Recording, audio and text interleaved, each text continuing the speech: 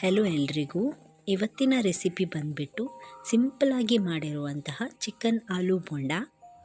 ಇದಕ್ಕೆ ಮೊದಲನೇದಾಗಿ ಎಣ್ಣೆಯನ್ನು ಒಂದು ಬಾಣಲೆಯಲ್ಲಿ ಹಾಕಿ ಒಂದು ದೊಡ್ಡ ಈರುಳ್ಳಿ ಅದನ್ನು ಸಣ್ಣದಾಗಿ ಹೆಚ್ಚಿ ಎಣ್ಣೆಯಲ್ಲಿ ಫ್ರೈ ಮಾಡಿ, ಒಂದು ಸ್ವಲ್ಪ ಹೊತ್ತು ಫ್ರೈ ಮಾಡಿ, ತುಂಬ ಕಾಯ್ದೇನು ಬೇಕಾಗಿಲ್ಲ.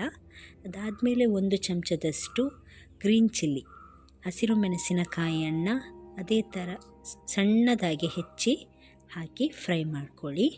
ಅದಾದಮೇಲೆ ನಿಮಗೆ ರುಚಿಗೆ ತಕ್ಕಷ್ಟು ಉಪ್ಪನ್ನು ಹಾಕಿ, ಎಷ್ಟು ಬೇಕೋ ಅಷ್ಟು ಉಪ್ಪನ್ನು ಹಾಕಿ ಫ್ರೈ ಮಾಡಿ.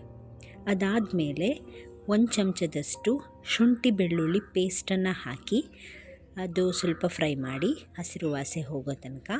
ಅದಾದ ನಂತರ 1 ಚಮಚ ಮೆಣಸಿನ ಹುಡಿ ಹಾಕಿ, ಅರ್ಧ ಚಮಚ ಕೊತ್ತಂಬರಿ ಹುಡಿ ಹಾಕಿ, ಅದಾದ ನಂತರ ಒಂದು ಅರ್ಧ ಚಮಚದಷ್ಟು ಗರಂ ಮಸಾಲೆ ಹಾಕಿ, ಇದಿಷ್ಟು ಹಾಕಿ ಸ್ವಲ್ಪ ಒಂದು 1/4 ಚಮಚದಷ್ಟು ಅರಿಶಿನ ಹುಡಿಯನ್ನು ಹಾಕಿ ಚೆನ್ನಾಗಿ ಮಿಕ್ಸ್ ಮಾಡ್ಕೊಳ್ಳಿ. ಚೆನ್ನಾಗಿ ಮಿಕ್ಸ್ ಮಾಡಿ 1 ಕಪ್ಪಾಗುವಷ್ಟು ಬಾಯ್ಲ್ ಮಾಡಿ ಶ್ರೆಡ್ ಮಾಡಿರುವಂತಹ ಚಿಕನ್ ಇದನ್ನು ಹಾಕಿ ಬಾಯ್ಲ್ ಮಾಡುವಾಗ ಸ್ವಲ್ಪ ಉಪ್ಪು ಮತ್ತು ಅರಿಶಿನ ಹುಡಿಯನ್ನು ಹಾಕಿ ಬಾಯ್ಲ್ ಮಾಡಿರೋದಿಲ್ಲಿ ಮಿಕ್ಸ್ ಮಾಡಿ ಸ್ವಿಚ್ ಆಫ್ ಮಾಡಿ.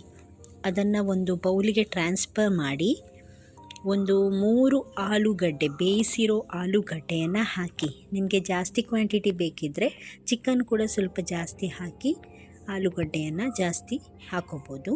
ಅದಾದಮೇಲೆ ಇದೆಲ್ಲ ಮಿಶ್ರಣವನ್ನು ಚೆನ್ನಾಗಿ ಮಿಕ್ಸ್ ಮಾಡಿ ಸ್ವಲ್ಪ ಕೊತ್ತಂಬರಿ ಸೊಪ್ಪನ್ನು ಮೇಲೆ ಹಾಕಿ ಮಿಕ್ಸ್ ಮಾಡಿ. ಪುನಃ ಇದಿಷ್ಟನ್ನು ಚೆನ್ನಾಗಿ ಮಿಕ್ಸ್ ಮಾಡಿ, ನಿಮಗೆ ಆಲೂ ಬೋಂಡ ನೀವು ಮಾಡಿರ್ತೀರಲ್ಲ ಅದೇ ಥರ ಸ್ವಲ್ಪ ಉಂಡೆಯನ್ನು ತೆಗೆದು ಬೋಂಡಕ್ಕೆ ಎಷ್ಟು ಬೇಕೋ ಅಷ್ಟು ಉಂಡೆಯನ್ನು ತೆಗೆದು ಇಡಿ.